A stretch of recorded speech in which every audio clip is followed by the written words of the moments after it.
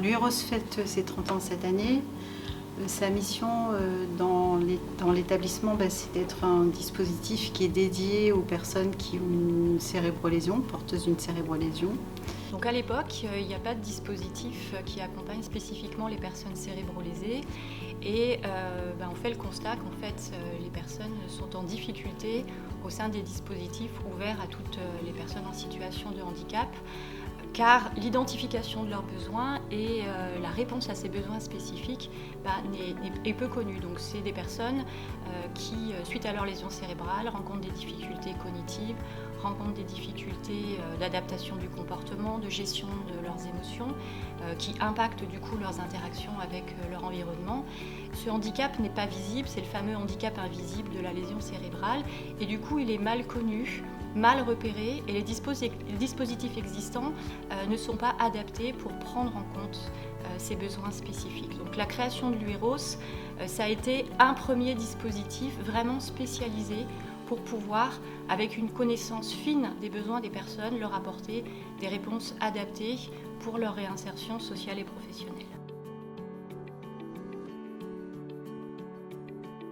L'UROS s'adresse spécifiquement justement aux personnes qui ont eu des lésions cérébrales acquises, trauma crânien, AVC. C'est un dispositif de type médico-social qui a pour but d'aider ces personnes-là dans leur projet de réinsertion, de retour dans la vie, de réinsertion à la fois sociale, professionnelle, familiale, personnelle. Ce sont des personnes qui ont des handicaps qui sont multiples, avec à la fois des problématiques de handicap physique, mais aussi beaucoup et surtout un handicap cognitif, donc des troubles des fonctions cognitives, la mémoire, l'attention, la concentration, etc.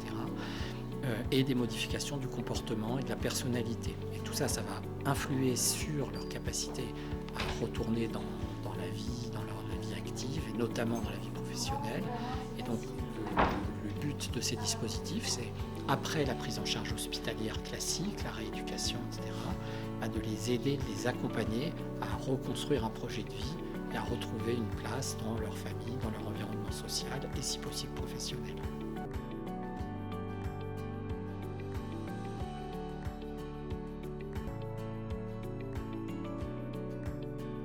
Au sein de l'établissement, c'est le seul dispositif qui est vraiment spécifique à un type de handicap.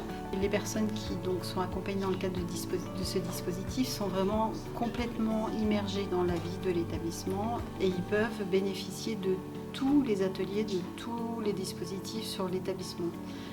Donc c'est vraiment un dispositif qui permet aussi aux autres personnes en situation de handicap accompagnées de comprendre ce que peut être la cérébrolésion, et c'est aussi une manière d'appréhender encore davantage ce que peut être le handicap invisible. C'est important pour nous d'avoir ce dispositif-là, dans le sens aussi où c'est un accompagnement qui est beaucoup plus long que les autres accompagnements, et ce sont des personnes qui peuvent avoir des objectifs différents de l'insertion professionnelle stricte, puisqu'elles sont là pour s'évaluer et aussi pour éventuellement définir un projet social.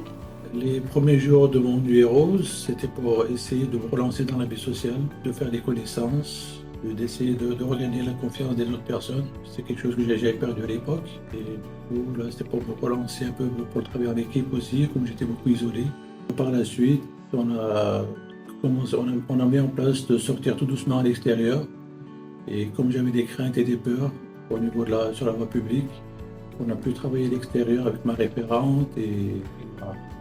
Les premiers temps, c'était vraiment difficile parce que j'arrivais vraiment pas à traverser un trottoir ou traverser la route qui était juste devant l'UROS. Mais là, avec l'évolution, on a pu faire même des centaines de mètres.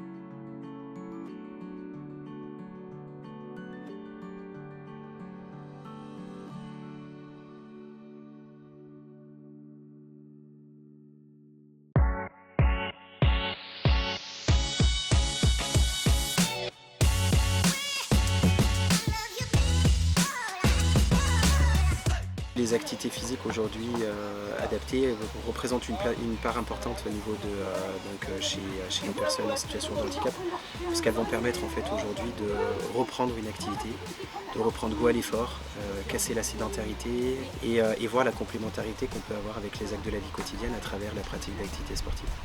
Le fait d'être présent aujourd'hui avec un public que l'on accompagne au quotidien, ça nous permet simplement de montrer ce qui est possible de faire et finalement que les activités sportives sont totalement complémentaires finalement de la prise en charge aujourd'hui qui est proposée à travers le COSCREPS. Donc là aujourd'hui en termes d'activité, on va avoir un parcours fauteuil. C'est un parcours multi-activité grosso modo qui peut se faire soit en marchant, soit en fauteuil, avec du basket fauteuil, du tir sportif, de la sarbacane. Vous avez également du coup une initiation sur du handbike, du vélo assis, du coup, donc à propulsion manuelle ou à propulsion podale en tricycle, donc à 3 roues. Juste derrière moi, on va avoir le CC Foot. Donc du foot pour non-voyants, parcours pour déficients visuels également en simulation. Et puis du coup à l'étage on a également de l'initiation à la boccia qui est de la pétanque d'intérieur et au curling. Voilà, programme bien riche.